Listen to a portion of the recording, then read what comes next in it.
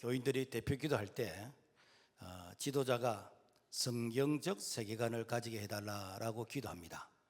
특히 선거 때가 되면은 성경적 가치에 합당한 자가 당선되게 해달라고도 기도합니다. 그렇다면은 성경적 세계관 그리고 성경적 가치가 무엇인가?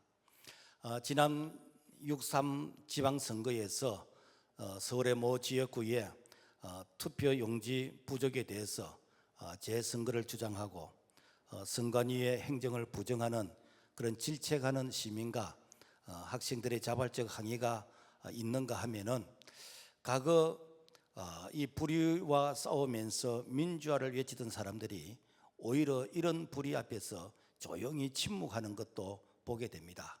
그 무엇의 차이일까?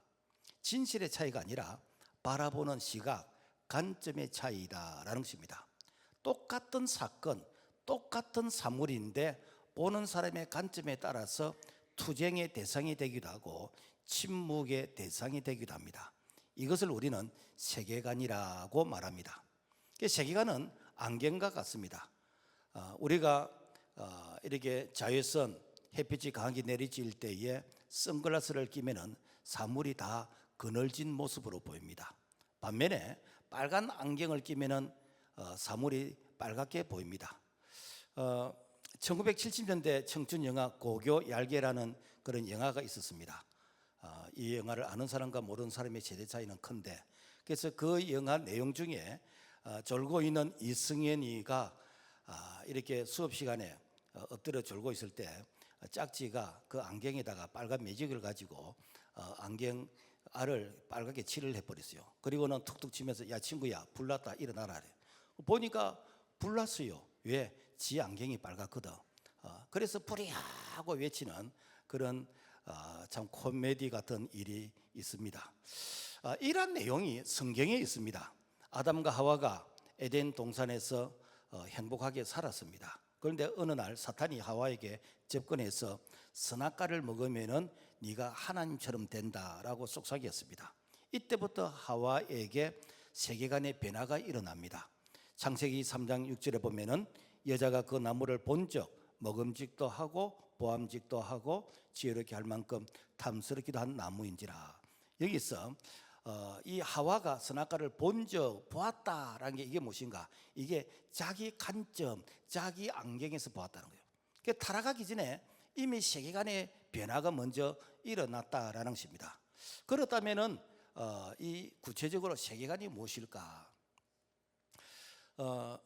세계관을 사실은 설명하는 것이 이렇게 쉽지는 않는데 이렇게 한번 예를 들어 보겠습니다. 장가간 아들이 부엌에서 앞치마를 두르고 요리하면 시어머니가 볼 때는 못난 자식으로 보입니다. 책망을 합니다. 내가 이렇게 하라고 안 키웠는데. 그런데 장모님 보니까 이쁜 사위예요. 그래서 칭찬합니다. 이것이 무엇인가? 보는 사람의 관점에 따라서 못난 자식도 될 수 있고 그리고 이쁜 사위도 될 수 있다. 이것이 세계관이다라는 것입니다. 그래서 세계관이란 이거는 학문의 그런 영역이 아니고 세상을 바라보는 삶의 관점이다라는 것입니다.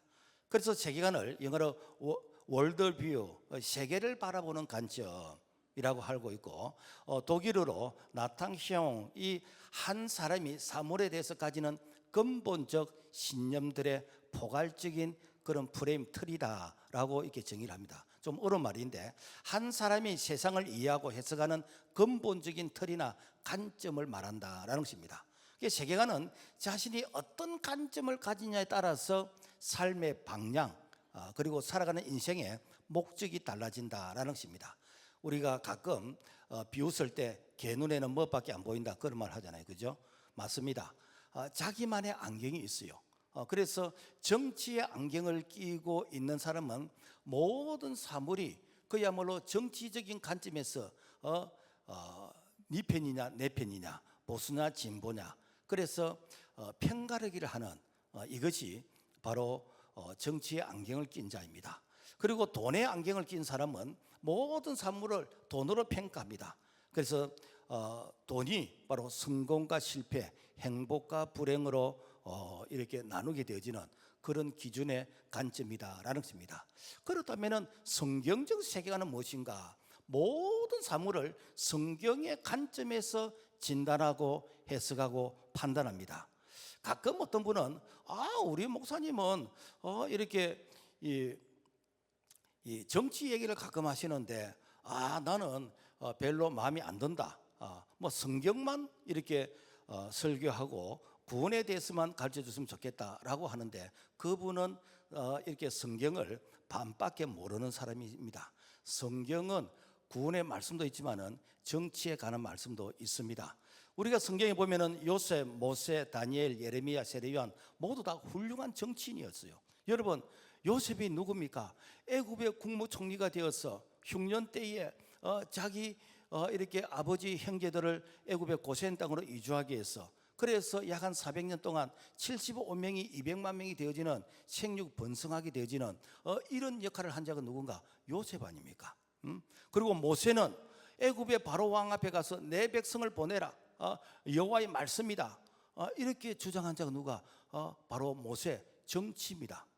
다니엘은 바벨론의 포로로 이게 잡혀가서 왕이 정권이 4번이나 바뀌는데도 불구하고 국무총리로서 하나님의 살아계심을 증거한 자, 이게 정치입니다. 예레미야는 이렇게 북이스라엘이 아수르 제국에 멸망할 때에 유다 왕국도 앞으로 망할 수 있다. 그렇기 때문에 회개하지 않으면은 이렇게 유다도 바벨론에서 망할 것이다. 40년 동안 경고를 했어요. 지금 말하면은 나라 정부를 향해서 이렇게 되면은 공산화됩니다. 이렇게 하면 사회주의가 됩니다. 이렇게 하면은 나라가 망합니다라고 외쳤던 자가 바로 BC 이렇게 한 570년 전에 예레미야라는 거예요.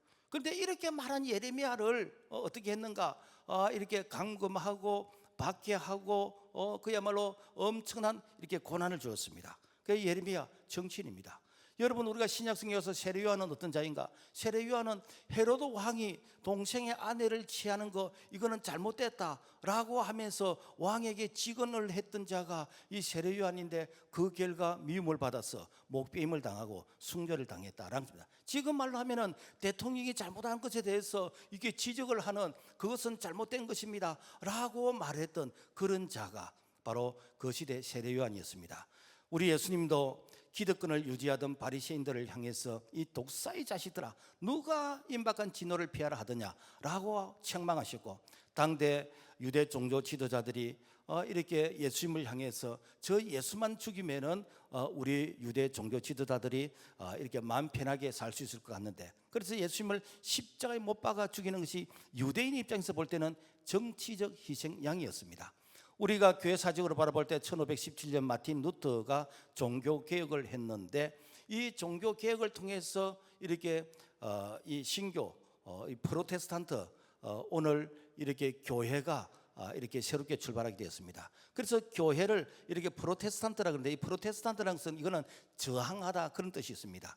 그러니까 불의에 저항하는 이것이 교회이다라는 것입니다. 1919년 3.1 독립운동 때 민족의 지도자 33명 중에서 16명이 기독교인이었습니다. 그때 당시 기독교는 이렇게 이렇게 국민의 약 한 2%밖에 안 됐어요. 그런데도 불구하고 이렇게 민족의 지도자 이렇게 이 16명이 일본의 이 강압에 의해 이렇게 저항하는 이런 독립운동이었다라는 것입니다. 왜 교회가 정부의 불의 앞에서 침묵하는 교회가 있느냐? 이거는 정교 분리를 잘못 배워서 그래요. 원래 이 정교 분리라는 것은 미국에서 이제 헌법에서 만들어진 것인데, 이것은 정부가 교회를 향해서 탄압하지 못하도록, 그러니까 이게 교회가 정부의 잘못을 비판하지 못하게 하는 것이 아니라 정부가 교회를 탄압하지 못하도록 만드는 법이, 이것이 정교 분리예요. 그런데 이 법이 이렇게 일제 시대에 그리고 이렇게 이 군사 정부 시절에 이렇게 한국으로 건너오면서 이렇게 자꾸만 교회가 데모를 하고 반정부 시위를 하니까 이걸 거꾸로 가르쳤어요. 교회는 정부에 대해서 이렇게 간섭하면 안 된다. 거꾸로 가르쳤어요. 지금 말하면 가스라이팅을 당했어요. 그래서 사실은 우리가 알고 있는 것이 이게 잘못된 것이요, 거꾸로 알고 있는 것이요. 자, 그래서 오늘날 이렇게 교회가 세상이 잘못하는 것에 대해서 침묵하면 안 됩니다. 세상이 잘못한 것에 대해서 우리가 성경적 관점 마인드에서 그것은 잘못됐습니다 라고 이렇게 가르치고 지도하고 이렇게 건면하는 이것이 이 사회를 건강하게 만들어가는 그런 교회의 사명이다라는 것입니다. 자, 그렇다면 성경적 세계관이 무엇인가? 모든 사물을 성경이라는 안경을 끼고 세상을 바라보는 것이요. 오늘 우리가 읽던 성경의 본문의 말씀 보면은 고린도서 10장 4절과 5절, 우리의 싸우는 무기는 육신에 속한 것이 아니요 모든 이론을 무너뜨리며 하나님 아는 것을 대적하여 높아진 것을 다 무너뜨리고 모든 생각을 사로잡아 그리스도에게 복종하게 하니. 그러니까 하나님을 대적하는 이런 이론 사상, 이런 잘못된 간행, 이런 것을 다 사로잡아서 그리스도에게 복종하는, 그러니까 우리가 성경적 관점 마인드에서 이 잘못된 것을 다 묶어서 이 그리스도의 말씀에 복종하게 하는 이것이 무엇인가? 바로 성경적 세계관이다라는 것입니다. 그래서 성경적 세계관을 우리가 조금 구체적으로 살펴보면은 이 성경적 세계관은 하나님 중심이요, 태초에 하나님이 천지를 창조하시니라.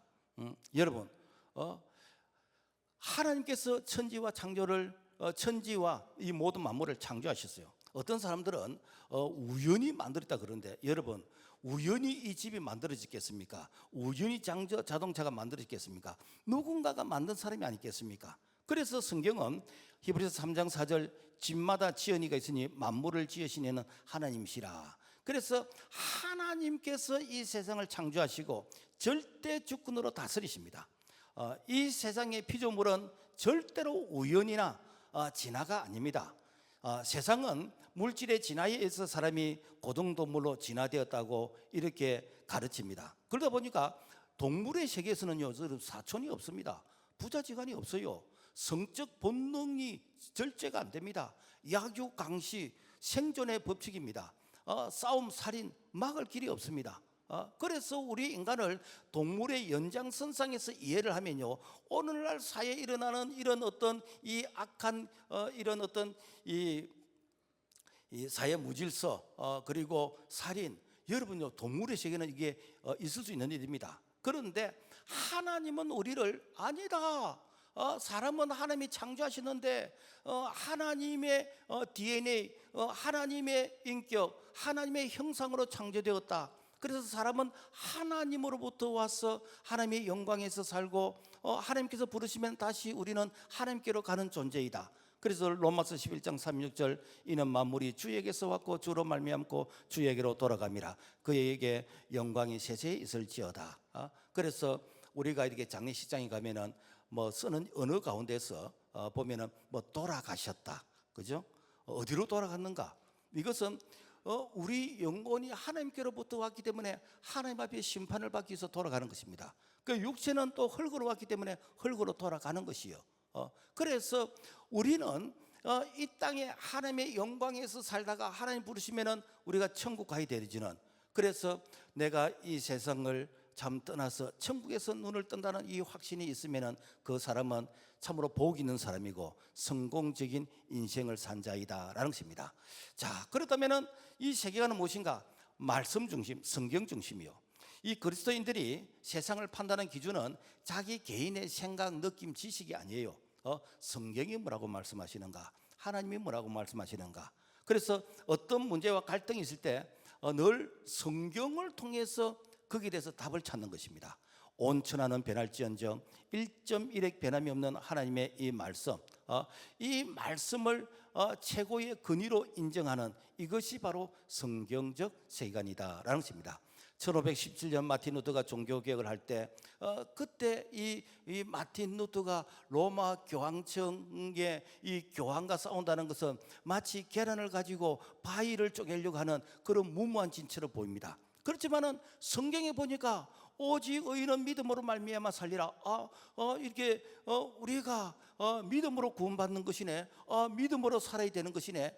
이 말씀 한 절을 통해서 그야말로 종교 개혁을 이루게 되는 그런 위대한 역사가 바로 말씀에 근거했다라는 것입니다. 오늘 안타까운 것은 교회 안에 인본주의 이념과 사상이 들어와요. 그래서 성도들이 주일날 이게 이 교회에서 예배드리는데 실제 한 주간의 삶은 세상에 살잖아요. 그러면 세상에서 뭐 친구들과 세상에서 뭐 많은 사람들을 만나면서 내가 이렇게 오염되어진 그런 상태에서 교회에 오는 경우가 들어 있습니다. 그래서 그 세상의 이론과 이런 그 사상 가운데서 잘못된 그런 이념과 사상을 가지고 교회를 들어오게 되어지면은 어떻게 되는가? 이 충돌, 갈등이 되는 것입니다. 그래서 목사님이 이렇게 뭐 정부의 어떤 잘못된 것을 이렇게 비판하면은 나는 그리 생각 안 하는데 뭐 이렇게 생각할 수 있습니다. 여러분, 종교차별금지법이 무엇인가? 이거는 뭔가 하면은 이렇게 기독교인들이 이제 직장에서 이렇게 신우회 만들어서 이렇게 성경 공부하고 전도하고 이런 것을 못하도록 만든 법이요. 그리고 이 학교 앞에서 전도 못하게 만드는 법, 이게 종교차별금지법이에요. 그리고 동성애 무엇인가? 남자가 남자끼리, 여자가 여자끼리 결혼하는 거.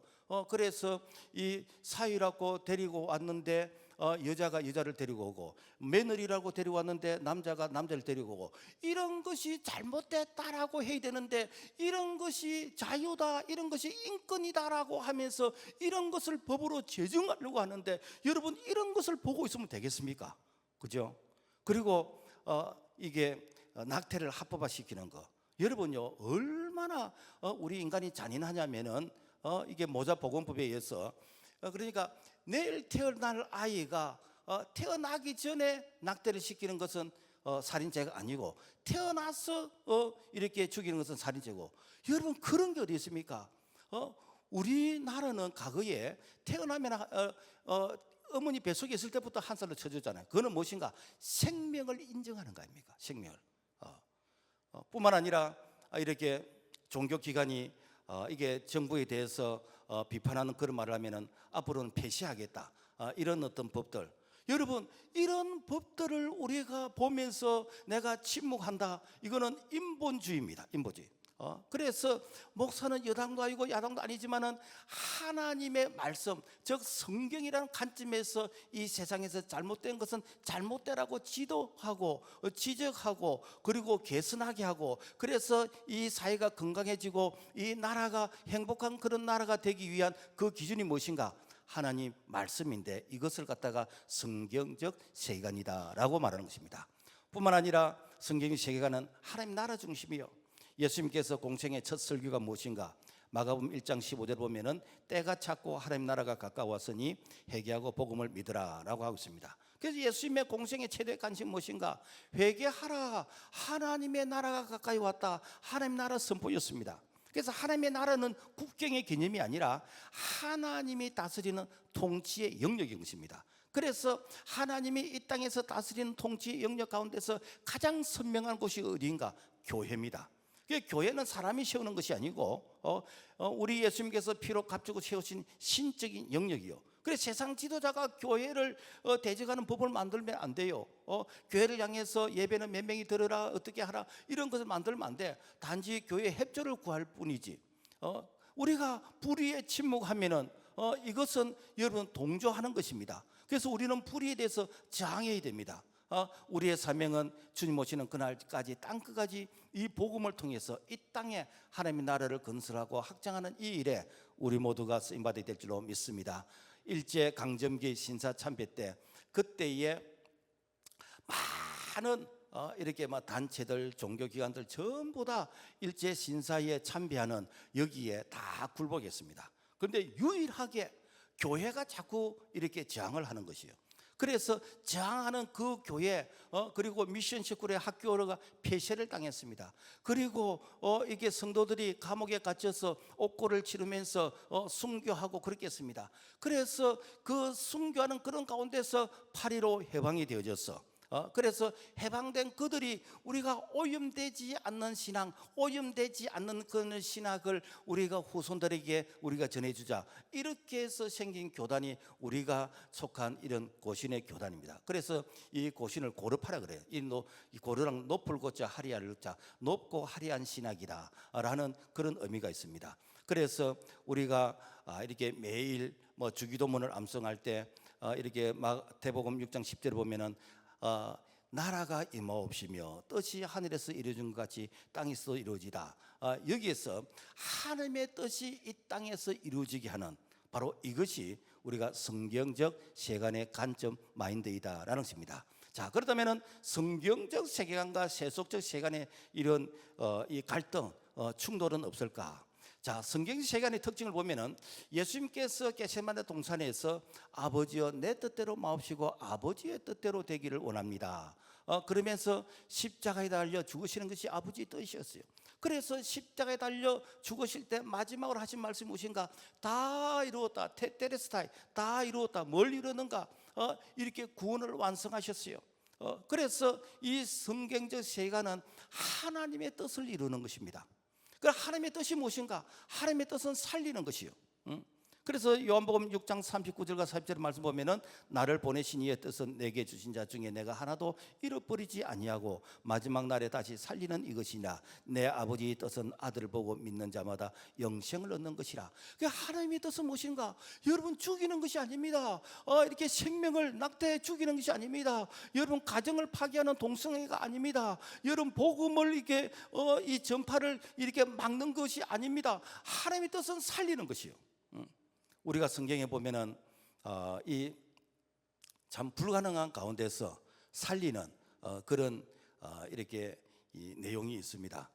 루키스에 보면은 BC 한 3000년 전 베들레헴에 이 엘리멜렉과 이 나오미, 엘리멜렉은 남편이고 나오미는 아내인데 거기에 두 아들 이렇게 말론과 기론이 있었습니다. 그래서 그들이 베들레헴에서 살았어요. 이 베들레헴이라는 뜻은 베이틀레헴, 이거는 떡집 그런 뜻이 있고 영적으로 말하면 말씀의 떡이 있는 하나님이 말씀하시는 그런 은혜가 있는 곳이 바로 베들레헴입니다. 그런데 그 베들레헴에 흉년이 들었어요. 지금 말하면은 내가 예수 믿고 신앙생활 하는데 사업에 어려움이 있고 직장에 어려움이 있고 그리고 이렇게 농사를 짓는데 이렇게 흉년이 들었다, 뭐 그런 일이 있을 수 있습니다. 이때에 이 나오미 가족이 어떤 생각을 가지냐 그러면은 저 모압이라는 지방에 가면은 거기는 먹을 것이 많다 그러더라. 모압이 무엇인가? 세상을 향해서 가는 것이요. 모압이 어떤 것인가? 그 세상에는 우상을 숭배하는 것이고 하나님과 이렇게 멀어지는 그런 곳이 모압입니다. 그래서 그들이 모압 지방으로 이사를 가서 거기에서 아들 둘이 장가를 보내고 그래서 여기서 한번 잘 살아보려고 했는데 거기 가서 남편도 죽고 그리고 아들 둘도 죽고 그래서 가정에 이렇게 여자만 3명 있는, 가부만 3명 있는 이런 형편입니다. 그래서 시어머니가 며느리들에게 그럽니다. 며느리들이야, 너희들이 나이가 아직까지 청춘인데 너희들 이렇게 친정으로 돌아가라. 내하고 있어봐야 아무런 희망이 없다. 그 시대에는 계대 결혼이라는 그런 이 문화가 있었어요. 뭔가 하면은 그 가문의 대를 잇기 위해서 큰아들이 자식이 없이 죽으면은 둘째 아들이 행수하고 살고 그 다음에 둘째 아들이 자식이 없으면 셋째 아들이 행수하고 그래서 어떻게든지 그 가문의 대를 이어가는 것이 그 시대의 문화였는데 그런데 그 가문에 남자가 한 명도 없어. 그러면 이제 대를 이을 수 있는 그런 어떤 희망이 전혀 없기 때문에 어떻게 됩니까? 이제는 각자 살 길을 찾아야 안 되겠습니까? 그죠? 그런데 이 둘째 며느리 룻이 이런 말을 합니다. 룻기 1장 16절 말씀 보면은 룻이 이르되 내게 어머니를 떠나며 어머니를 따르지 말고 돌아가라 강건하지 마옵소서. 어머니의 백성이 나의 백성이 되고 어머니의 하나님이 나의 하나님이 되시리라. 무슨 말인가? 내가 시집 와서 우리 시어머니 나오미를 보니까 우리 시어머니가 하나님을 믿더라. 나는 그 시어머니가 믿는 그 하나님을 믿고 싶다. 그래서 시어머니 이 나오미에게 나를 친정에 돌아가라고 그렇게 말하지 마세요. 나는 하나님이 죽음으로 갈라놓지 않는 한 나는 어머니가 믿는 하나님을 믿겠습니다. 그래서 너는 이렇게 시어머니와 같이 동행을 하겠습니다. 이렇게 말을 하는 거예요. 여러분, 시어머니와 동행을 해도 남자가 없어요. 그런데 어떻게 하는가? 이제 나오미가, 시어머니가, 며느리야, 꼭 그렇다면은 우리가 이게 고향 베들레헴으로 돌아가자. 그래서 아무런 희망이 보이지 않는데도 불구하고 베들레헴으로 돌아갑니다. 베들레헴으로 돌아갔더니 그 나오미의 그 시댁의 가문 중에서 이렇게 아주 유력한 친척 보아스라는 분이 있는데, 이 보아스가 이 룻과 같이 결혼을 하는 거예요.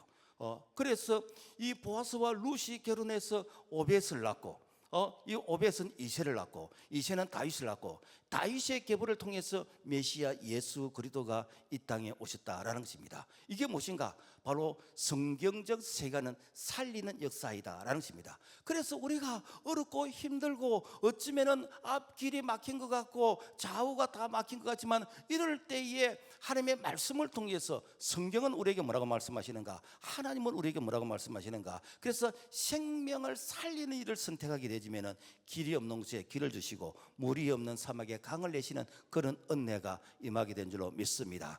그래서 학생들이 공부할 때 내 공부하는 목적이 무엇인가? 살리는 목적이 되어야 돼요. 내가 사업하는 목적이 무엇인가? 살리는 목적이 돼요. 내가 직장 생활하는 목적이 무엇인가? 살리는 목적이 돼요. 그래서 우리의 모든 삶이 살리는 그 목적, 정치를 해도 살리는 것이 목적이 되어야 됩니다. 그래서 살리는 목적, 이게 무엇인가? 이게 하나님의 뜻이요. 하나님은 이런 마인드를 가진 자를 성경적 세계관, 가치이다라고 말씀하는 것입니다. 그렇다면 세속적인 세계관은 무엇인가? 이것은 인간이 중심이 되어지는, 그래서 모든 이런 이게 영역에서 우리 인간이 노력하면 못할 것이 없다. 우리 인간이 이렇게 하고자 하면 모든 것이 가능하다라는 그런 가능성에서 접근하는 것, 이것이 무엇인가? 바로 세속적 가치, 즉 인본주의다라는 것입니다. 불교에서 가장 존경하는 스님이 성철 스님이요. 1993년 이렇게 타계하셨는데, 그분의 이 글을 보니까 59년 동안 수행생활을 하셨더라고요. 그 중에서 20년 동안 동구불출이라 해가지고 절 밖을 나가질 않았어요. 왜? 밖에 나가면은 뭐 이렇게 정신 사납고 죄 짓는 것이고 사건 사고 있는 것이고, 그래서 내가 이렇게 수련하는데 도움이 되지 않는다. 20년 동안 여러분요, 절 밖을 안 나갔다. 대단한 분 아닙니까? 여러분 하루만 집에 있으라 그러면 막 깝깝해서 죽으려고 그럴 것인데, 대단한 분이죠. 10년 동안 무염식 장자불알, 무엇인가? 내가 이렇게 이 삶은 거 구운 것을 먹은 것은 이는 살생하는 것이다. 그래서 내가 이렇게 삶은 거 구운 거 먹지 않고 생식을 하겠다. 그리고 내가 이렇게 건강한 사람이 편하게 누우니까 자꾸만 어떤 욕망이 생각이 나는데 내가 앉아서 잠을 자겠다. 10년 동안. 그리 해도 자꾸만 눈을 감으니까 이렇게 비키니 입은 여자도 생각이 나고 자꾸만 이렇게 뭐 탐욕도 생각이 나고, 그래서 안 되겠다. 눈을 뜨고 내가 잠을 자야겠다. 1년 6개월 동안 용맹정결 눈을 뜨고 잠을 자는 거예요. 여러분요, 참 이렇게 인간으로서 가장 고난이도의 그런 수행생활을 하신 분이 성철 스님이에요. 이분이 세상을 떠날 때에 불교에서 말하는 유언이 열반송입니다. 할여마 비야 만단산이라, 무엇인가? 나는 산채로 무간지옥에 떨어지니 내 한이 천갈에는 만간이 된다. 이 부분에 대해서 불교에서는 우리 이렇게 참 큰 스님께서 너무 겸손하셔서 마지막 이렇게 죽을 때도 나는 지옥 간다라고 이렇게 말을 했다고 하는데, 여러분 청개구리도 죽을 때는 여러분 바른 말을 합니다. 어쨌든 세계관이 잘못되면요, 일평생 내가 자신 있게 그야말로 망하는 길로 가는 거예요. 세계관이 잘못되면은 일평생 동안 그야말로 이 길이 이게 지옥의 길인지 이 길이 망하는 길인지 내가 다른 사람 말 듣지 않고 내가 자신 있게 망하는, 이것이 무엇인가? 바로 잘못된 세속적인 세계관이다라는 것입니다. 그래서 인본주의는 인간이 모든 문제를 해결할 수 있다고 믿고, 그래서 절대적인 것을 다 거부해 버립니다. 이런 생각을 바로 포스트 모더니즘 사상이다라고 말합니다. 포스트 모더니즘 사상은 종교의 절대성을 거부하고 절대 진리를 부인하고 초월적이고 영원한 것을 부정하는, 그래서 우리 인간이 뭔가 할 수 있다라는, 그래서 신중심에서 인간 중심의 사고의 전환, 이것이 르네상스 운동이었고 이것이 바로 포스트 모더니즘이다라는 것입니다. 여러분, 과연 우리 인간이 뭐든지 다 할 수 있을까요? 여러분요, 우리 인간의 한계를 사람들은 잘 모르고 있습니다. 이사야 2장 22절 말씀 보면은 너희는 인생을 의지하지 말라 그의 호흡은 코에 있나니 쇠말 가치가 어디 있느냐. 여러분, 여러분요 4분 이상 시험 안 쓰면은 여러분 이 세상 사람 아닙니다. 우리 인간이 그렇게 대단한 존재가 아니에요. 그리고 야고보서 4장 14절 말씀 보면은 내 일을 너희가 알지 못하는도다. 너희 생명이 무엇이뇨? 너희는 잠깐 보이다가 없어지는 안개니라. 내일은 하나님이 내일을 주시야 내일이 있는 것이요. 그래서 이 세속적 세계관은 자기 자신을 믿고 자기 자신이 모든 사물을 이렇게 해석하고 판단하는 그 자기가 기준이 되어지는, 바로 이것이 세속적 세계관의 그런 마인드이다라는 것입니다. 그래서 이 세속적 세계관은 성경적 세계관과 계속 충돌이 일어납니다. 자, 그러면은 세계관의 이 충돌이 일어날 때 우리가 어떻게 해야 될 것인가? 미국의 찰스 멀론 셸던 목사님이 예수라면 어떻게 할 것인가라는 이런 책을 이렇게 썼어요. 그 책 내용에는 보면은 어떤 이렇게 사건이나 어떤 문제가 있을 때, 이럴 때에 사람들은 이래야 된다 저래야 된다 막 자기 생각을 주장하게 됩니다. 이럴 때에 예수님은 뭐라고 말씀하실까? 예수님은 어떻게 하실까?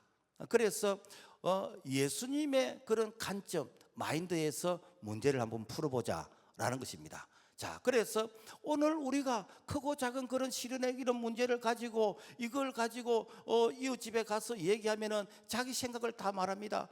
이께서 이웃집에 자기 친구들하고 얘기하면 자기보다 못한 수준으로 결론이 내릴 수가 있어요.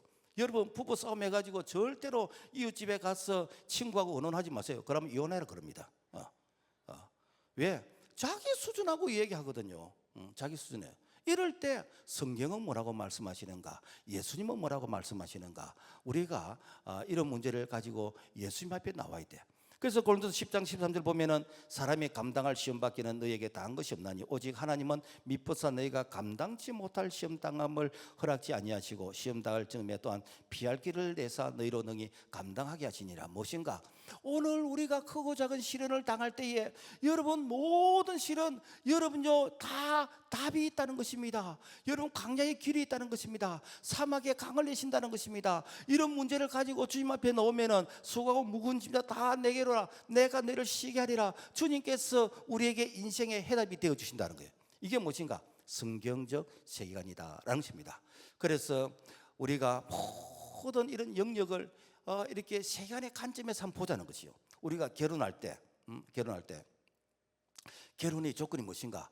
사람들은 뭐 결혼을 A, B, C로 이렇게 분류해요. A, 아파트가 있는가? B, 비즈니스가 있는가? C, 캐시가 현금이 얼마나 있는가? 뭐 이런 걸 본다는데, 여러분, 그게 아니고 이 성경에서는 믿음의 멍에를 메어라.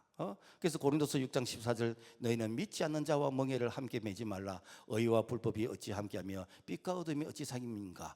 여러분, 우리나라에서는 이게 땅이 토질이 좋기 때문에 쟁기질할 때 소 한 마리에 이렇게 쟁기질을 합니다. 그런데 저 중동 지역은 땅이 단단하고 그렇게 좋지를 않아요. 그래서 소 두 마리가 쟁기 하나를 끌게 되는 거예요. 그런데 소 두 마리 중에서 한 마리는 새끼고 한 마리는 애입니다. 그럼 새끼는 그냥 달려가는 거예요. 지는 힘도 쓰지도 안 하고. 그래서 믿음의 멍에를 같이 매라는 것은 똑같이 힘을 쓰는 그게 믿음의 멍에예요. 그리고 또 이게 믿음의 멍에를 매라는 것은 한 사람은 동쪽을 가려고 하나는 서쪽을 가려고, 그러면은 여러분요 힘이 모아지질 않는 거예요. 그래서 믿음의 멍에라는 것이니까 한 방향을 바라보면서 그러면서 똑같이 힘을 쓸 수 있는 그런 믿음의 수준이 같은 자와 이렇게 만나야 된다라는 것입니다. 그리고 결혼도 순서가 중요합니다. 창세기 2장 24절 남자가 부모를 떠나 그 아내와 합하여 둘이 한 몸이 될지로다. 무엇인가? 결혼식하고 부모를 떠나서 한 집에 살아라 이 말이에요. 그런데 요즘은 거꾸로 합니다. 동거하면서 그 다음에 살다가 이게 결혼식하고, 이게 거꾸로 하니까 뭐 어떻게 되는가? 그야말로 이게 수가 틀어지면은 이게 돌아서게 되는 이런 일이 많지요. 뿐만 아니라 경건한 이런 자녀를 낳아야 돼요. 이 창세기 1장 28절 말씀 보면은 하나님이 그들에게 복을 주시며 하나님이 그들에게 시되 생육하고 번성하여 땅에 충만하라. 그래서 이 결혼은 여러분요, 경건한 이런 자녀를 많이 낳아서 이 땅이 건강한 사회, 이 땅이 하나님이 축복하시는 그런 사회를 만들게 하시는 거, 이게 하나님의 뜻이요. 우리가 1970년대 그때에 이 터미널이라든지 여기에 보면은 이게 한 사람이 태어나면은 이게 태어난 그 숫자에 의해서 이 대한민국 인구가 몇 명이라는 것을 이걸 이제 이 숫자 디지털로 보여주는데, 이때는 자녀를 이렇게 많이 낳지 말라라는 그런 의미에서 그런 식으로 이게 홍보를 했습니다. 그래서 둘만 낳아 잘 기르자, 하나만 낳아도 지구는 많으니다. 그러면서 이게 2명 이상 놓으면은 이렇게 좀 짐승 취급하고 좀 그런 때가 있었습니다. 여러분, 그럴 때에 아니요, 성경에는 생육 번성하라고 했습니다. 성경에는 이렇게 자녀를 많이 낳으라고 했습니다 라고 하면서 그때 당시 교회에서 이 정부의 정책에 대해서 이렇게 아니라고 여러분 이렇게 수정을 요구했다면, 오늘날 인구 절벽, 오늘날 이 산하 제한을 통해서 모든 기초 이런 어떤 이 단체들이 무너지는 이런 절벽이 없었을 거 아닙니까? 세계에서 제일 먼저 없어질 나라가 대한민국이라고. 왜? 이 결혼해도 자녀를 안 낳아. 서울에는 이렇게 이 0.58이래요. 그것도 지방으로 내려오면은 0.78 되어지고. 여러분요, 이거는 재앙 중에서 가장 큰 재앙입니다. 성경으로 돌아가야 됩니다. 말씀으로 돌아가야 되는 거예요.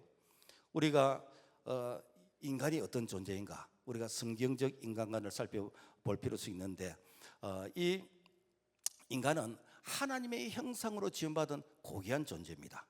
그래서 성경에 보면은 피조물 가운데서 천사보다 조금 못하지만 하나님의 사람으로 존귀한 존재이므로, 그래서 우리 인간은 반드시 인격과 인권으로서 대우를 받아야 되는 존재이다라는 것입니다. 시편 8편 4절과 5절 말씀 보면은 사람이 무엇이간데 주께서 저를 생각하시며 인자가 무엇이간데 주께서 저를 금고하시나이까 저를 천사보다 조금 못하게 하시고 영화와 종기로 간을 씌우시나이다. 무엇인가? 우리 인권은 하나님이 주신 천부적인 인권이요. 이것이 성경적인 마인드입니다. 그런데 세속적인 이 우리 인간과는 무엇인가? 우리 인간은 이렇게 진화의 진화를 거듭해서, 그래서 이 꼬리 달린 이 원숭이에서 점점 진화되어 가지고 그래서 인간이 되었는데, 우리 인간도 엉덩이 빼보면 꼬리뼈 있지 않는가라고 하는데, 여러분, 노, 아닙니다. 그거. 무시간 시절에는 목소리 큰 사람이 이렇게 말하면 그게 옳은 줄 생각했는데 아니에요. 중간 단계 인간이었고 그리고 이렇게 유전학적으로 그것은 불가능하다는 것이 이미 다 밝혀졌습니다. 유형 어떠하든 간에 우리 인간을 진화론적인 그런 관점에서 우리 인간을 이해를 하면은, 여러분, 우리 인간은 물질이요, 우리 인간은 동물이요. 그래서 이런 사상을 가진 자가 누군가? 공산주의 아닙니까? 공산주의는 유물론 사상이거든요. 인간을 물질로서 이해하는 것이요. 그래서 이 공산주의는 우리 인간의 물질이기 때문에 개돼지 죽이는 것이나 사람 죽이는 것이나 별로 양심의 가책을 느끼지 않습니다. 왜? 우리 인간에게는 영혼이 없다, 우리 인간은 물질이다 라는 그런 이렇게 관점으로 바라보기 때문에, 그래서 그들은 혁명을 위해서 뭐 수천만 명을 죽어도 눈도 깜짝하지 않아요. 여러분, 소련의 스탈린은 공산화를 위해서 7천만 명을 죽였습니다. 그리고 이 중국의 문화대 혁명 때에는 8천만 명을 숙청했습니다. 그런데도 전혀 양심의 가책을 안 느끼요.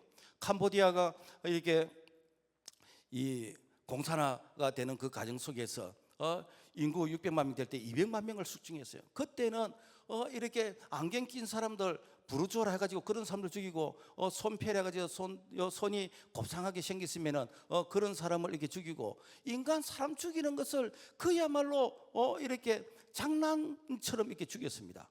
북한의 김일성은 6.25 전쟁을 일으켜서 그야말로 우리 민족을 이게 수십만 명을 죽이고 고난의 행구 때 이게 300만 명을 죽이려고. 왜 그렇습니까? 우리 인간을 이해하는데 우리 인간의 그 고귀한 인권을 생각하지 아니하고 그야말로 물질의 연장선상에서 생각을 하니까 이런 일들이 일어나더라는 것입니다. 그래서 우리는 성경적 가치의 그런 마인드, 그런 안경, 그런 세계관을 끼고 세상을 판단하고 잘못된 것은 잘못됐다고 해야 우리의 이 인권이 보장이 되는 것이고 건강한 사회가 되는 것이고 그리고 건강한 나라가 될 수가 있다라는 것입니다. 세계관이 바뀌어야 하나님이 쓰십니다. 우리가 성경 이 사도행전 보면은 사도행전 10장에 이 베드로에게 저 이방인 고넬료의 가정에 가서 복음을 전하도록 그렇게 꿈으로서 환상으로서 보여주셨어요. 그런데 베드로는 자기는 이방인이 싫어. 이방인들은 지옥에 땔감들이고 이방인들이 예수 믿는 것은 하나님도 기뻐하시지 않을 거야. 예수는 유대인의 예수야 라고 하면서 이방인에 대해서 담을 쌓고 있었습니다. 그래도 이렇게 예수님은 이 베드로를 통해서 이방인 고넬료의 가정에 복음 전하기를 원하셨어요. 그래서 베드로가 갔습니다. 갔는데 내가 볼 때 말씀을 전해도 좀 이렇게 짜증스럽게 투명스럽게 전했을 것 같아. 그런데도 불구하고 그들이 말씀을 듣고 성령 충만받고 놀라운 구원의 역사가 일어났습니다. 이때 베드로가 이런 말을 합니다. 사도행전 10장 28절의 말씀 보면은 유대인으로서 이방인을 교제하는 것과 가까이 하는 것이 위법인 줄은 너희도 알거니와 하나님께서 내게 지시하사 아무도 속되다 하거나 깨끗이 않다 하지 말라 하시기로. 무엇인가? 나는 이방인 싫어. 그런데 이렇게 하나님이 가라고 해서 내가 억지로 왔는데 나는 너희들하고 별로 나는 말을 섞고 싶지 않아. 이게 무엇인가? 베드로의 그런 이 세계관, 베드로의 그런 마인드였다라는 것입니다. 그래서 성경을 보면요, 사도행전 12장까지 베드로가 나오고 13장부터는 이제 베드로 이름이 안 나오고 누가 나오는가? 바울이 나옵니다. 왜 바울이 나온가? 이 바울은 전 세계를 품은 그런 세계관, 내가 로마도 보아야 되리라. 당시 로마는 전 세계의 중심이었습니다. 그래서 이 바울의 마인드는 전 세계를 가슴에 품고 전 세계를 복음하고자 하는 이런 마인드를 가진 이런 세계관이 있어요. 그래서 이 예수님께서 베드로야, 너는 그동안에 수고했다. 너는 여기까지만 일하고 그 다음부터는 이제는 내가 바울을 통해서 내가 일을 하고 싶다. 이것이 무엇인가? 바로 세계관의 이런 이 차이에 의해서 쓰임받고 그 다음에 쓰임받지 못하는 그런 차이다라는 것입니다. 오늘날 말하면은 우리가 이렇게 복음을 전하는 일에 우리가 예수 믿는 가정에서 편견이 많아. 그래서 저 사람은 안 돼. 나는 저 사람은 싫어. 그리고 북한은 싫어. 일본은 싫어. 그래서 내 마음속에 싫어하는 이런 벽을 많이 쌓게 되어지면은 주님께서 우리를 쓰시고 싶어도 너는 이게 동네까지만 너는 이렇게 쓰임 받아라. 우리를 크게 쓰지 않아. 그러나 내가 전 세계를 가슴에 품은 그런 마인드, 그런 마음을 가지면은 주님께서 나를 마르고 닳도록 쓰시고 몽당 연필처럼 쓰시고 끝까지 쓰시는 그런 성경적 마인드의 세간이 되어야 될 줄로 믿습니다. 말씀을 맺겠습니다. 홍수가 나면은 물이 많아서 고통인데 그런데 진작 마실 물이 없어서 고통을 당합니다. 오늘 우리는 말의 홍수 속에서 정말 말은 많은데 그 속에 진리의 말씀, 생명의 말씀이 너무 희귀합니다. 이런 가운데서 우리가 성경적 세계관의 마인드를 가지고 보면은 살리는 이런 마인드. 그래서 이 성경 세계관은 모든 이런 기준이 창조주 하나님의 그분의 말씀이기 때문에 이 말씀은 온천하는 변할지언정 1.1억 변함이 없고 생명의 말씀이기 때문에 이 말씀이 전해지는 곳마다 생명의 역사, 살아나는 역사, 회복의 역사, 치유의 역사가 일어날 줄로 믿습니다. 하나님 아버지 감사합니다. 오늘 우리에게 세속적인 그런 세계관 가운데서 성경적 마인드의 세계관의 그 필요성과 그리고 성경적 세계관에 대한 중요성을 다시 한번 깨닫게 하시니 감사합니다. 하나님 아버지, 세상을 마음대로 사는 것이 아니라 우리가 하나님의 말씀대로 살아갈 수 있는 책임 있는 우리의 인생, 우리의 걸음이 되도록 도와주시옵소서. 예수 이름으로 기도합니다. 아멘.